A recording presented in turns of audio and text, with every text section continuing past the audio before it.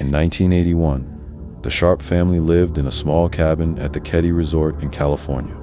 On the night of April 11th, inside the house were Glenna Sharp, her 12-year-old daughter, Tina, Glenna's eldest son, John, 15, and his 17-year-old friend, Dana, who stayed overnight.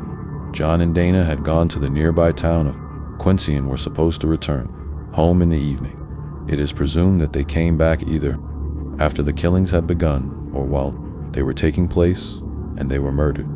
The next morning, on April 12th, 14-year-old daughter Sheila, who had spent the night at a neighbor's house, returned home. Upon entering, she witnessed a horrifying scene. In the living room lay the bodies of her mother, her brother John, and his friend Dana. They had been bound with electrical wires and tape, beaten with a hammer, and stabbed with a knife. Strangely, 12-year-old Tina was missing. Her body was not found in the house.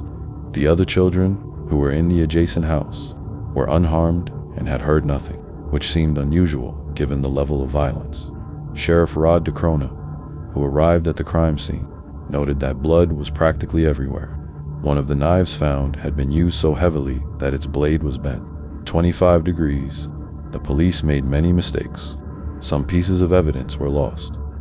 Witness questioning was poorly conducted. Important information was overlooked. It was only 3 years later, in 1984, that Tina Sharp's remains were discovered in the forest, 50 kilometers from Keddie. However, this did not shed light on the circumstances of the crime. The case remains unsolved to this day.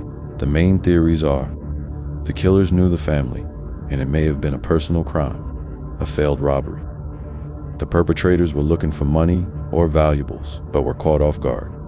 A criminal connection: John and Dana may have known something dangerous or gotten involved in trouble. Despite extensive investigative efforts, evidence, and theories, no suspect was ever identified. The killer or killers were never found. Cabin 28 was demolished in 2004.